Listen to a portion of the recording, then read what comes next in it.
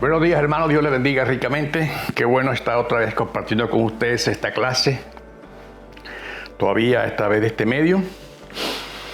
Que el Señor nos dirija en todo lo que hagamos. Gracias por los comentarios a las últimas clases. Hemos estado trabajando ya, como saben, en el libro de los Hechos, capítulo 1 al 8. Trabajamos las últimas 3 semanas por la introducción.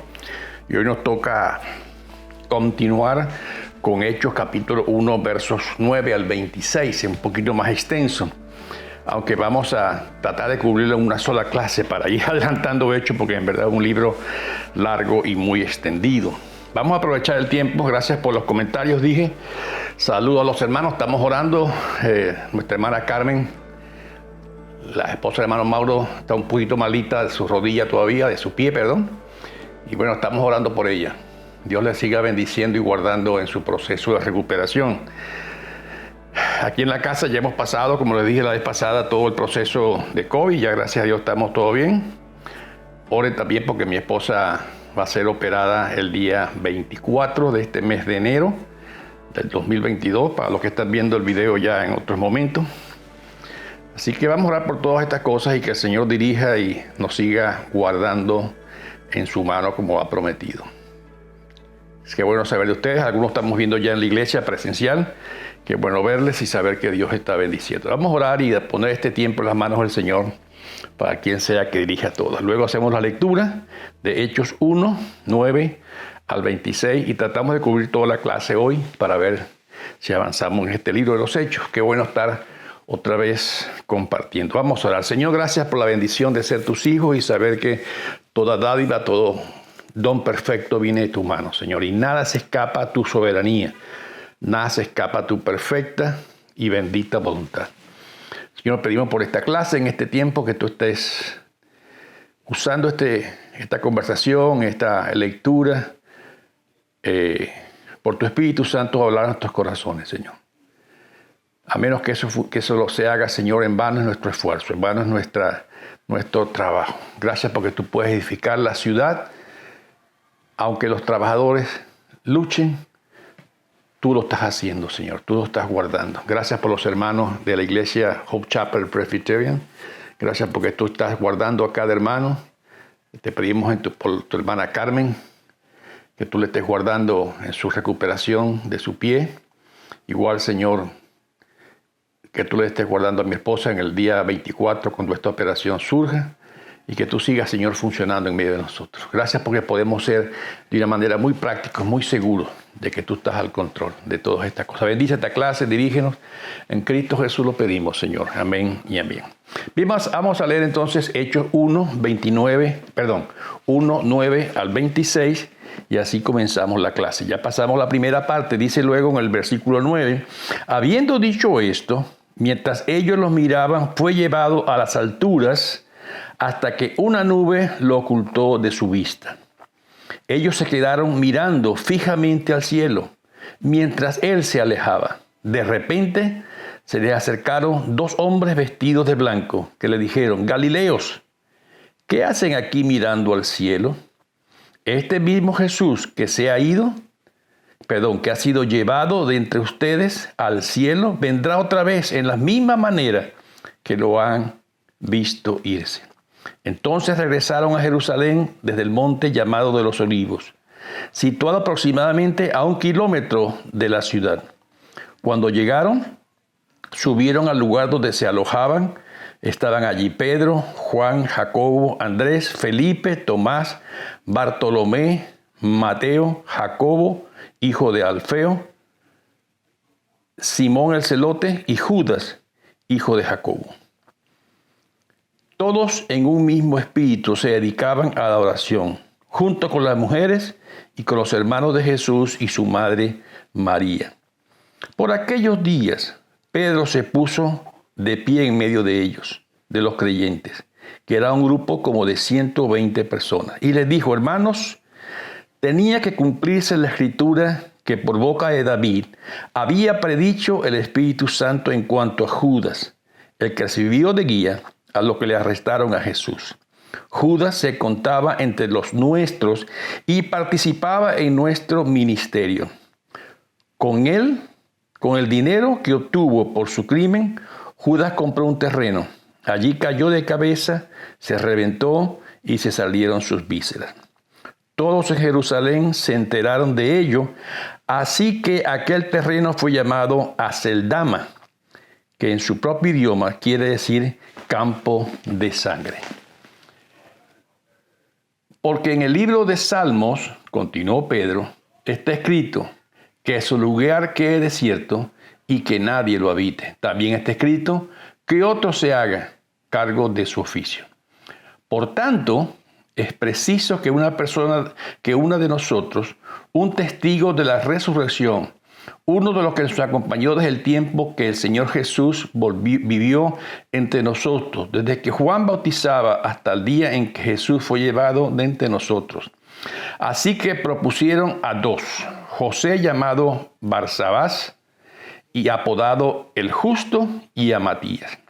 Y oraron así: Señor, tú que conoces el corazón de todos de todos nosotros, muéstranos a cuál de estos dos has elegido, para que se haga cargo del servicio apostólico que Judas dejó para irse al lugar que le correspondía. Luego echaron suertes y la elección recayó en Matías. Así que él fue reconocido junto con los 11 apóstoles. Así dice la palabra del Señor. Bien, vemos un pasaje extendido, bastante largo, como ya dije, donde suceden varias cosas. Primero, ese famoso descripción de la ascensión de Jesús, el proceso luego de la obediencia a sus discípulos, donde esperaron en Jerusalén hasta la promesa del Espíritu Santo, y algunas otras actividades principales en este periodo, ¿verdad? Sobre todo la sucesión o el escoger al sucesor de Judas. Ya vemos que ahí en el versículo 9 y 10 y 11 habla de la ascensión, que ocurre exactamente después de nombrar otra vez lo que se conoce como la Gran Comisión, prácticamente nombrada por Cristo por última vez. Y por supuesto, ese proceso de la ascensión de Cristo se relaciona mucho con la exaltación a la diestra de Dios. Si ustedes recuerdan, cuando estudiamos Efesios capítulo 1, versos 20 y 21, si pueden ir conmigo, Efesios capítulo 1, versos 20 y 21, dice de la siguiente manera: que Dios ejerció en Cristo cuando lo resucitó entre los muertos y lo sentó a su derecha en las regiones celestiales, muy por encima de todo gobierno y toda autoridad, poder y dominio, de cualquier otro nombre que se invoque, no solo en este mundo, sino también en el venidero. Ahí está hasta el verso 21, ¿verdad?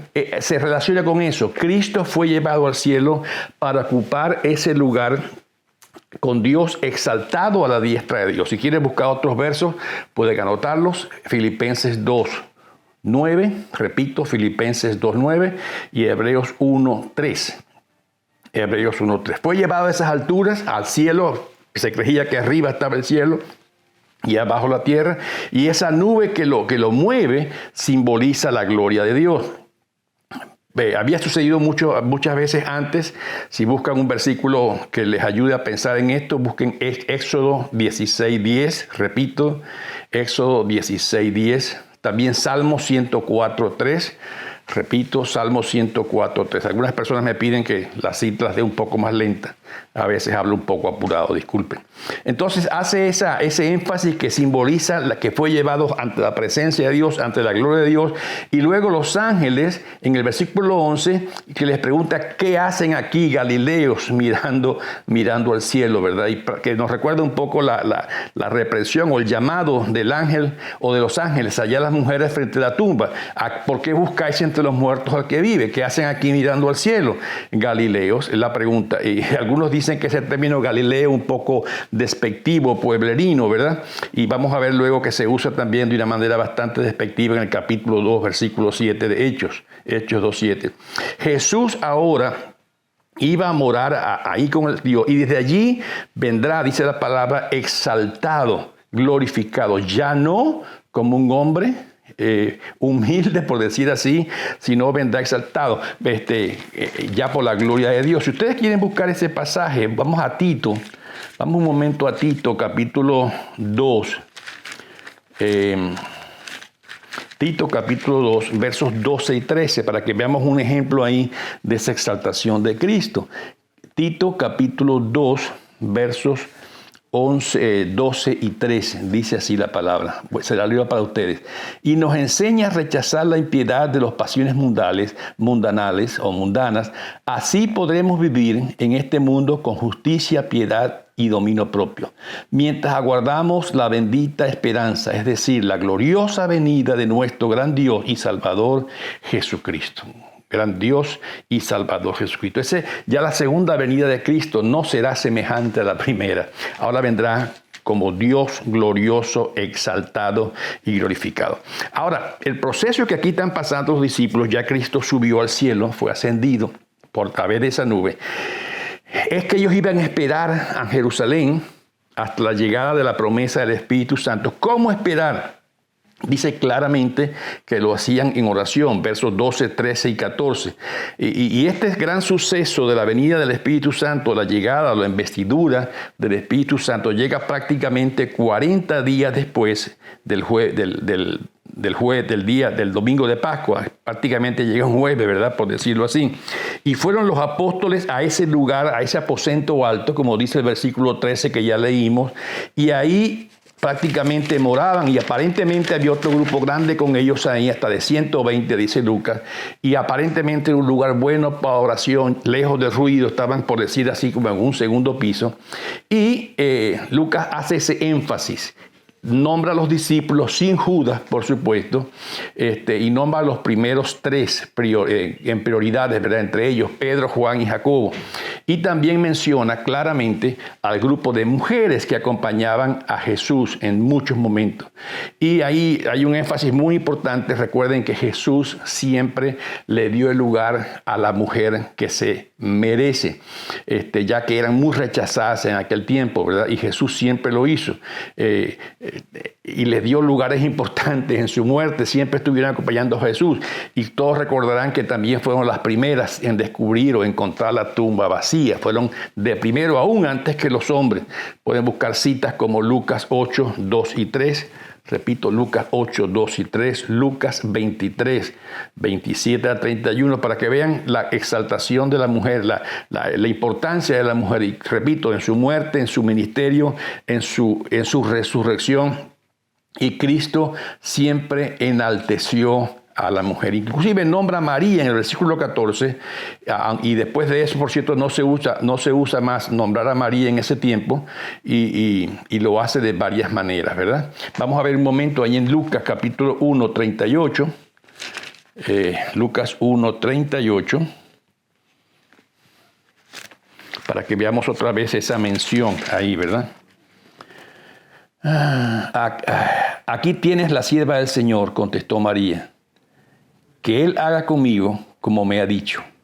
Con esto el ángel la dejó. María reconocía su posición como sierva también del Señor. Y por eso se reconoce que este grupo de mujeres, incluyendo a María, influyó grandemente en la realización o el establecimiento de esa primera iglesia que comenzaba en aquella época.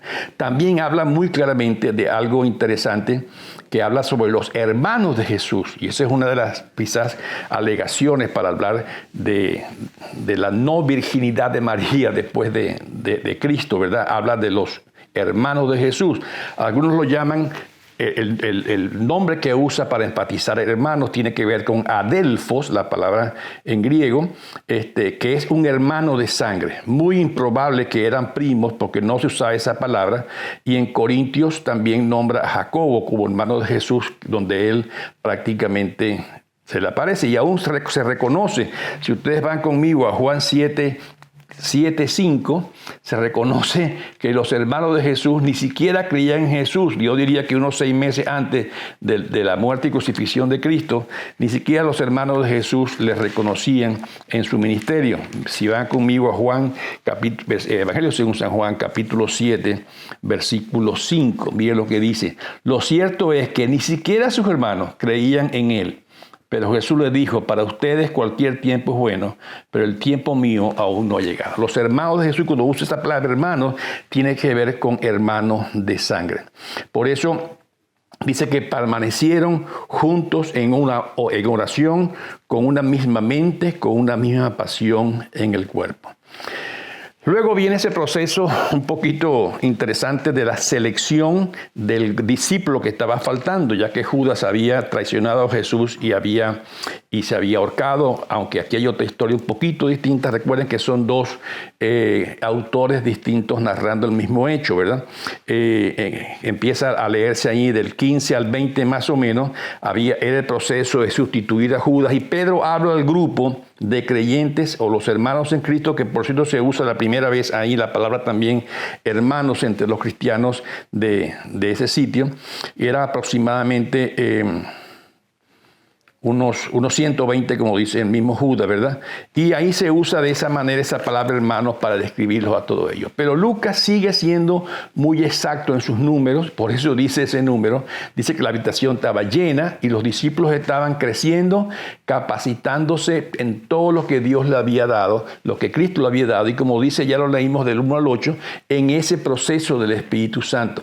Pedro, al hablar de esta sustitución de Judas, claramente relaciona la traición de Judas con lo que las Escrituras lo dicen. Pedro no esconde el dolor que produjo para ellos la actuación de Judas, la traición de Judas. Les dolía profundamente eso en verdad. Por eso en ese verso 17 Pedro lo dice muy claramente. Judas se contaba en los nuestros y participaba en nuestro ministerio. No escondía Pedro la situación incómoda de la negación de Judas. Y Pedro enfatiza cómo la Biblia le da autoría divina a ese proceso. En el verso 16 lo aclara con mucha prudencia. Y les digo, hermanos, tenía que cumplirse la Escritura que por boca de David había predicho el Espíritu Santo en cuanto a Judas. Pedro no separa, y esto lo quiero dejar muy claro, no separa la traición de Judas a la voluntad y al proceso divino que Dios aún desde antes lo había ya predicho claramente. Lo dice muy enfáticamente en ese verso. Hace un énfasis en la maldad. Y en el versículo 18 y 19 lo hace. Esa traición había sido predicha en las Escrituras, pero el acto era un acto de maldad, un acto de vileza. Y en el mismo Lucas 22, 27, Jesús los reconoce claramente como que Judas lo iba a traicionar. Jesús lo sabía. La traición de Judas no agarró a Dios, no agarró a Jesús de sorpresa. Agarró a los discípulos, sí, por no conocer la Escritura y no seguirla, ¿verdad? Pero este relato completo, la historia de Mateo 27, 1 al 10, está la historia de esa traición, por cierto, si lo quieren buscar, Mateo 27, 1 al 10. Y tienes algunas similitudes de diferencia con esta otra que está aquí en los Hechos. Recuerden, son dos autores narrando el mismo hecho, quizás que no mucha gente presenció eso, ¿verdad? Y hay distinciones en algunos detalles de este hecho. Pero Pedro se basa en el versículo 20, él nombra dos citas bíblicas sobre la traición de Judas. Por eso dice en el versículo 20, porque el libro de los Salmos, continuó Pedro, está escrito, que su lugar quede desierto y que nadie lo habite. También está escrito que otro se haga cargo de su oficio. Son el Salmo 69 y el Salmo 109. Los discípulos reconocían esto y Pedro lo colocó o enmarcó esta predicción dentro del tema de la voluntad soberana de Dios. Ese sufrimiento y esa muerte de Cristo no fue una sorpresa para Dios. Estaba completamente dentro de lo que Dios estaba haciendo. Igual como se enfrentan a la primera nombramiento, por decir así, de la ilegalización del cristianismo. Si ustedes van en el mismo libro de los Hechos, en el capítulo 4, los versos 25 al 28, hay una narración muy interesante. Hechos 4, 25 al 28. Miren lo que dice, léanla conmigo ahí en sus casas, ¿verdad? Tú por medio del Espíritu Santo dijiste en labios de nuestro padre David, tu siervo, ¿por qué se sublevan las naciones y en vano conspiran los pueblos? Los reyes de la tierra se rebelan y los gobernantes se confabulan contra el Señor y contra su pueblo. En efecto, en esta ciudad se reunieron Herodes, Poncio Pilato, con los gentiles y con el pueblo de Israel, contra tu santo siervo Jesús, a quien ungiste, para hacer, cuidado con el 28, para hacer lo que de antemano tu poder y tu voluntad habían determinado que sucediera. Repito el 28, para hacer lo que de antemano tu poder y tu voluntad habían determinado que sucediera. Todo este proceso no se escapaba del plan de Dios, no fue una sorpresa para Dios. Y esta idea de que Dios estaba en el control de las cosas, de que Dios convertirá aún cualquier mal que suceda en algo positivo para su gloria, para algo bueno. Recuerden allá en Génesis 50:20, cuando José se enfrentó a sus hermanos y les dijo esas palabras muy parecidas. Ustedes planearon un mal, pero Dios lo convirtió para bien. Estoy hablando de Génesis 50:20, ¿verdad? Cuando José se enfrentó a sus hermanos. Y esto tiene que ayudarnos en cualquier amargura o tristeza que la traición de Judas pueda dejarnos. Era uno de ellos, era uno de sus propios, dice Pedro, que participaba en su ministerio, uno con ellos. Y Pedro podía quizás ahora buscar ese reemplazo y dice que es preciso, pero cómo duele cuando alguien de adentro nos traiciona. Ahora, es inevitable esas cosas, sí es cierto. Dice la palabra del Señor, ahí en el verso 16, tenía que cumplirse. Y era una costumbre que ellos querían mantener de tener los 12 hombres, los 12 apóstoles que Cristo había escogido. Ahora, da unos requisitos importantes ahí. Si ustedes quieren ver algunos de estos requisitos, ya los leímos en el 20:21, voy a leerlos de nuevo, por cierto, pero también en el 10:41, Hechos 10:41, nos ayuda a reconocer esto. Pero allí en el 20:21, en el capítulo 1, versos 21 y 22, narra estos requisitos. Por tanto, es preciso que se una a nosotros un testigo de la resurrección, uno de los que nos acompañaban todo el tiempo que el Señor Jesús vivió entre nosotros, desde que Juan bautizaba hasta el día en que Jesús fue llevado de entre nosotros. Pone prácticamente esos requisitos el apóstol Pedro, los describe claramente. Habían visto a Jesús resucitado, caminado con ellos, escogido por Dios. Y ahora estos testigos de la resurrección de Cristo era crucial, era importante e irrepetible, por cierto. No se podía dar después de eso otra vez, de este selecto grupo. Hay una frase ahí o un pasaje corto que dice que echaron suertes para escoger al hombre. Ahora, fíjense bien, tengan cuidado, hermanos, con este tema, porque no fue que echaron una lotería, ¿verdad? Claramente dice que ellos querían ser dirigidos por Dios en esta decisión final. Estos dos hombres que ahí nombran, uno de ellos Matías, por cierto, que fue el escogido, y el otro Barsabás, apodado el Justo. Imagínense, un hombre a quien apodaban el Justo, ¿verdad? Eran dos hombres que tenían prácticamente las mismas características, la misma preparación para el cargo. Los discípulos no querían equivocarse en esta decisión. Y pesando los dos hombres, prácticamente era un empate, una tabla en esta discusión. Y ellos no querían hacer una decisión sin Dios. Ambos capacitados, ambos preparados, esta decisión final era tabla. Ahora, ellos fueron a este tipo de suerte, recuerden, después de orar, después de consultar, después de pedir dirección. El versículo 24 lo dice claramente. Lo leo para ustedes, el verso 24. Y oraron así: Señor, tú que conoces el corazón de todos, muéstranos cuál de estos dos ha sido elegido. Clave, conoces el corazón. Requisitos los cumplían los dos ambos. Queda el corazón, queda adentro. ¿Quién sabe lo que está pasando adentro? Solo Dios lo sabe. Por eso los discípulos llegaron a esta práctica, a este empate. ¿Cómo decidir? Solo Dios conoce el corazón. Y los discípulos lo sabían. Eran completos. ¿Y el corazón qué? Había que decidirlo. Y Matías, por cierto, que no aparece mucho más, igual que otros apóstoles, por cierto, no aparecen más. No quiere decir que esto tuvo que ver que Matías no fue el escogido. En ese momento fue el escogido porque Dios los dirigió a eso, ¿verdad? Y vamos a ver después de un ratico algunas prácticas que se acostumbraban a hacer sobre eso de echar suerte. La tradición dice que Matías fue el misionero que llevó el evangelio a la zona de Etiopía. Vemos entonces este camino de preparación de la iglesia para ese momento clave del día de Pentecostés, o la bajada, la llegada, la iniciación del Espíritu Santo. Comenzando así, la gran misión de la iglesia de llevar el Evangelio de Jesucristo hasta lo último de la tierra. Y en esta parte hay unos principios importantes para nosotros que nos ayudarán hoy a cumplir la misma misión que la iglesia tiene hoy. La iglesia de hoy está llamada a llevar el Evangelio de Cristo hasta lo último de la tierra.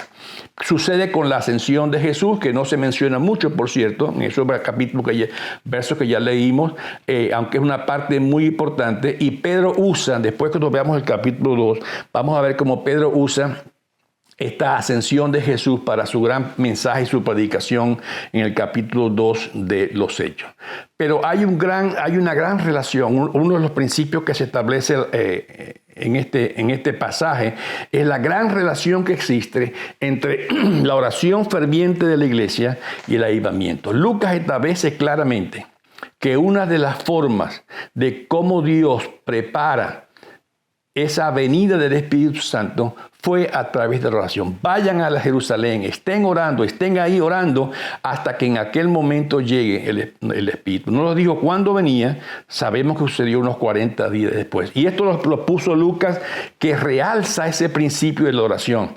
Y este pasaje nos da toda esa información, ¿verdad? Era una oración perseverante, una oración prevaleciente.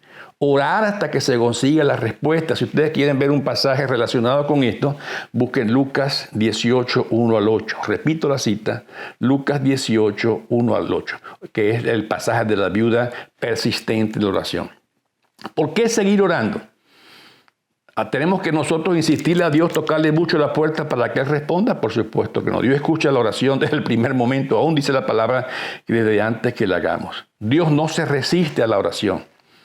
Pero quizás no estamos nosotros preparados para la respuesta que Dios quiere darnos. Es parte de la preparación que nosotros como humanos, Dios no quiere darnos la respuesta, nos está preparando la confianza, la fe, la seguridad. La oración nos prepara para recibir la respuesta, porque precisamente nos pone en comunicación con Dios. La oración nos involucra a nosotros también en esa lucha de poderes contrarios. La oración es parte de esa lucha espiritual. Busquen Colosenses 4:12. Le doy muchas citas porque yo ponerlas a leer aquí ahorita extendería esta clase demasiado, pero ustedes con tiempo pueden hacerlo en sus hogares. Colosenses 4:12. Y es el consejo que da Pablo en Efesios 6:18. La oración es parte de la lucha espiritual. Repito la cita, Efesios 6:18. Dios es todo sabiduría. Sabe no solo lo que va a responder, sobre todo sabe cuándo lo debe hacer para nosotros mismos. Mientras tanto, la palabra nos anima a orar siempre y no desmayar. Es el consejo de la palabra de Dios para nosotros, orar y no desmayar. ¿Y cómo lo hacen? Ahí en el versículo 14 lo define, ¿verdad? Estaban juntos, unánimes, es la misma idea que le da Cristo a ellos en varios versos anteriores, ¿verdad? Lo dice claramente en el 14. Lo leo para ustedes también este verso.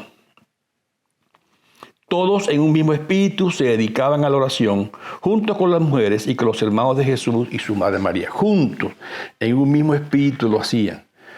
Otro verso, si lo quieren revisar, Mateo 18, 19, también nos ayuda a eso. Repito, Mateo 18, 19. Con uno que empiece, aunque sea, es suficiente. Luego, habla también otra vez, repito, del engaño de Judas. Para nosotros, ¿cuántas veces nos han engañado los mismos de adentro? ¿Quién engañó a José? Sus hermanos, ¿verdad? ¿Quién engañó a Moisés? Su propio hermano, de adentro. ¿Quién engañó a Jesús? Uno de sus propios discípulos, a quien la había escogido. Si ustedes quieren buscar un engaño que le hicieron a Pablo, 2 de Timoteo 4:10, nombra a Demas. 2 de Timoteo 4:10.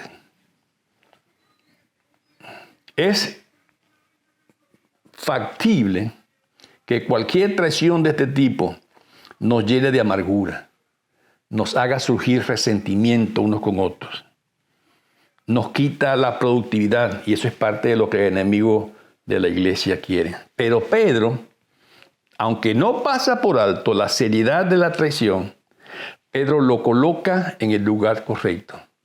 Es la soberanía de Dios donde Pedro descansa. Y así lo refleja en esos versos 16, 17, 18, 19, 20 de Hechos 1, ¿verdad? Ya estaba predicho, ya lo había escogido. No fue que Dios se sorprendió cuando Judas actuó. Estaba dentro de la voluntad de Dios. Todo eso, por supuesto, hermano, debe cambiar la perspectiva para nosotros. No que nos quite el dolor. La traición siempre nos dejará dolor. Pero el reconocer que Dios está en control nos dice, no fue la traición la que nos quitó a nosotros el plan. Dios tiene el control. Por eso toma la decisión de llevar la decisión de buscar al sucesor de Judas, y dice que querían mantener a los 12 y seguir siendo para ellos algo importante. Y aunque ya nombró a Pedro, Jacobo y Juan como parte de esa gente importante, varios de estos apóstoles no se nombran más, ni siquiera Matías, que fue escogido, ¿verdad? Solo Pedro, Juan y Jacobo quedan un poco hasta el capítulo 15, y después de eso tampoco se nombra mucho, porque recuerden, es el libro de los hechos del Espíritu Santo, no de estos hombres que fueron usados por el Espíritu Santo. Muchas de estas cosas que estaban pasando eran transitorias, y esta elección de Matías reconocemos que no fue un error de los discípulos el hacerlo. Y Pablo claramente, aunque después aparece como un apóstol también, como último, dice él, por supuesto que no está ocupando el puesto de Matías. Y otra vez repito, los otros apóstoles tampoco se nombran mucho después de todo este proceso. Pero los hechos eran importantes. ¿Había sucedido como un error en la decisión de Jesús al escoger a Judas? No, dentro del plan de Dios. Los discípulos tenían los medios a su alcance, y eso era lo que usaban. Recuerden, habían orado, habían buscado los requisitos, la experiencia con Cristo, había un empate técnico y había que decidir. Y si ustedes buscan en Proverbios 16:33, hay una referencia ya también de echar suerte, ¿verdad? Voy a buscarlo para ustedes porque es importante. Proverbios 16:33. Proverbios 16:33. Tengo el dedo aquí porque no quiero perder hechos, porque siempre, por supuesto, volvemos a los hechos, ¿verdad? 16:33 de Proverbios. Dice así: las suertes se echan sobre la mesa. Vean la frase final. Pero el veredicto proviene del Señor. Recuerden, los discípulos en ese momento no contaban con la presencia en sus vidas del Espíritu Santo. El Espíritu Santo estaba actuando, pero no en sus vidas. Así que tenían que decidir. Y dice que aunque la suerte se eche en las mesas, el veredicto viene del Señor. Y así se tomó la decisión. De esa manera, no había mucha experiencia bíblica, no había, por supuesto, la parte que ya conocemos de la Biblia con el Nuevo Testamento, y la elección tenía que ser imparcial, y fue la manera que ellos encontraron. No se repite eso en la Biblia, por cierto. Ahora había otras formas. Después de eso vemos otras formas de tomar decisiones. ¿Quieren una forma? Romanos 8:14. Repito la cita, Romanos 8:14. No las puedo leer todas porque el tiempo camina bastante rápido. Romanos 8:14, Gálatas 5:18. Necesitamos una elección imparcial, y ahí donde estaba, antes del Espíritu Santo, así fue como terminó esto. Luego, ¿cómo se tomaban decisiones? Después de eso, ya no se siguieron echando suerte. Había mucha reflexión teológica basada en la enseñanza de Jesús. Hay varios versos ahí en el libro de los Hechos donde tienen que tomar decisiones los apóstoles y nunca más echaron suertes. Ahora tenían al Espíritu Santo. ¿Quieren referencias? Hechos 4, 23 al 31. Repito, Hechos 4, 23 al 31. Y prácticamente el capítulo 6 de Hechos, los primeros 6 versículos, Hechos 6, 1 al 6, también nos narra esto. Otra cita, Hechos 10, 1 al 11. Hechos 10, 1 al 11. Mucha reflexión teológica y basada en lo que es la enseñanza de Jesús. Siempre el lenguaje se sugiere en estas enseñanzas que fue algo propuesto por la comunidad y también bajo el liderazgo, en este caso de Pedro, como el líder del grupo, ¿verdad? Y este binomio comunidad-liderazgo se ve en muchos otros ejemplos del libro de los Hechos. Recuerden, el líder responsable y la comunidad activa ante lo que Dios estaba haciendo. Hay muchas citas, ya les di varias, pueden buscarlas con tiempo y con gusto van a aprender, con toda seguridad van a aprender mucho más. Pedro dirige así esta reflexión teológica y habla del liderazgo ahora como lo ve la Biblia. Dios es el verdadero guía de la iglesia. Y la tarea de cualquier líder espiritual es llevar al pueblo a la voluntad de Dios, lo que Dios ha revelado en su palabra. Y yo diría que gracias al Señor tenemos en nuestra iglesia Hope Chapel bendición sobre esto. Tenemos al pastor Matt Duboc y al anciano también el hermano John Roberts y yo junto con ellos como ancianos, donde estamos seguros que el pastor está caminando exactamente la voluntad de Dios y las predicaciones, por supuesto, así las reconocemos. Y llevando a las personas a la palabra de Dios, no es nuestras propias ideas ni nuestras propias conclusiones.